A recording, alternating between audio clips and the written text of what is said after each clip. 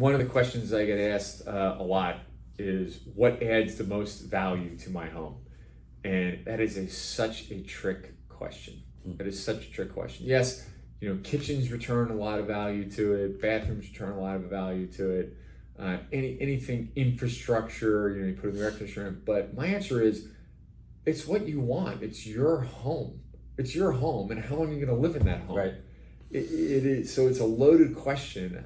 I have done projects for people where I was like, I would have never. I built a dog wash room years ago. I mean, crazy. It was like, you hear about wrapping rooms in these. They have a room just for wrapping presents.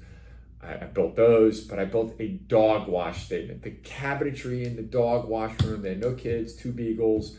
They were family members. We built the room so that you could wash dogs. The dogs had it was the coolest thing ever. Would I have spent $65,000 on a dog wash room? Probably not.